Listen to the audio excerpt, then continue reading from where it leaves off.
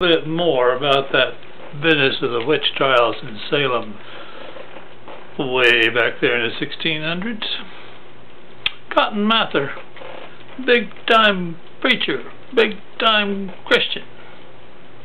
He had written that no witch could say the Lord's Prayer without making mistakes. Well into this process, after that hung a whole bunch of women, they had accused the preacher. They were going to hang him. Boy, people just were a little upset about that, but what a circus. A lot of people turned out according to the reenactment there. Cotton Mather came out personally to witness this. Showed the preacher, and I'm sure they're saying this came from recorded notes. So in the reenactment here, the preacher is the neck has the noose around it, and he says, "Our Father, who art in heaven, hallowed be thy name. Thy kingdom come, thy will be done on earth as it is in heaven. For thine is the kingdom and the power and the glory forever." Now, I might have made a mistake, but he didn't. And the crowd was, he can't be a witch. And they were ready to turn him loose. And Cotton Mather quieted the crowd and said, "See, that just proves how powerful the devil is. This man who's been a preacher has been dealt with by the devil, and it's not a preacher, it's the devil speaking those words." They hung him. Here we are in a day and time when a political party has pretty well laid claim. We are the Christian party. We stand for God's will. That other party, oh. Now they're having a little trouble right now.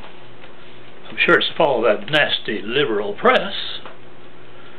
But I don't care if you're talking about the guy Craig that's just had his ups and downs. I heard today he's going to renege on his announced resignation. I bet you one thing, he doesn't get re-elected. Those Utah people aren't going to do that. But anyway, the party of Karl Rove, Dick Cheney, President Bush, Albert Gonzales, Rumsfeld, painted as the real Christians. If they're real Christians, I hope they get down on their knees and do a little praying and ask God to help me be what I profess to be. And surely, most of them, some of them, probably all of them are truly Christian. But to have this party painted in such a way that the other party is certainly not like us, they're not Christian. You know, we are the party of the rich, but the Bible surely didn't mean it when it asked that young fellow to give away all his money before he came to Christ. And the story about the fellow that put it in the barns, he didn't really mean that. That's just sort of an aberration that somebody slipped in there into the scripture. We don't have to pay much attention to that.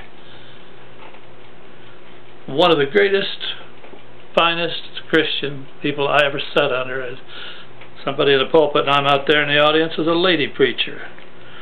And she tells the story of being at a convention or something around a lot of other good Christian leaders who are maligning the Democrats and feeling good about the Republican Party and that we're Republicans.